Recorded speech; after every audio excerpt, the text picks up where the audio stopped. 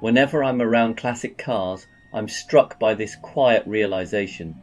Every old engine you see has lived more life than most of us ever stop to notice. We look at these machines as objects, as hobbies, as projects to fix on a Sunday.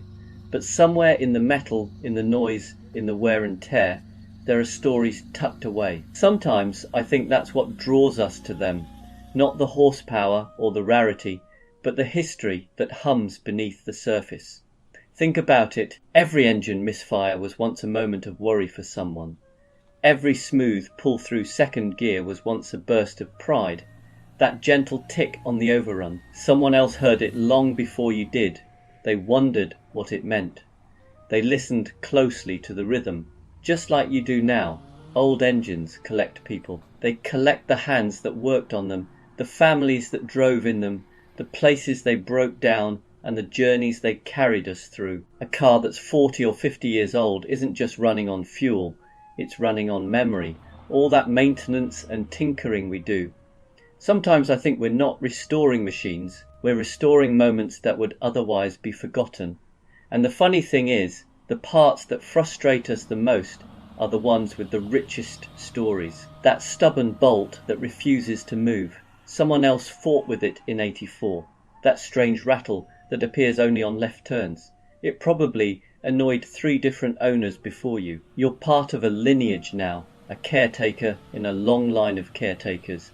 The beauty of an old engine isn't in how perfect it runs. It's in the traces of life you can feel when it fires up. That first cough on a cold morning, the little shake as it settles into idle, the deep breath before it comes alive. It's like the car is remembering itself. You're not just starting an engine, you're waking up a piece of the past. And maybe that's the real magic.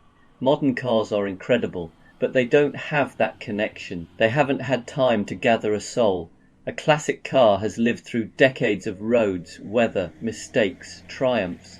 If you listen closely, you can almost hear the stories, the long trips, the late night drives, the arguments, the laughter, the music on the radio that hasn't played in years. An old engine teaches you to pay attention, to feel instead of calculate, to notice the small things, the way the throttle responds, the smell of warm oil, the shift in tone when the revs rise. There's nothing digital to smooth it out, nothing artificial to hide the imperfections. It's honest, it tells you exactly how it feels, for better or worse. And in a world full of polished surfaces and perfect feedback, that honesty is refreshing. So next time you start up an old car, pause for just a moment. Listen to the churn, the catch, the first breath it takes. That sound has echoed across time.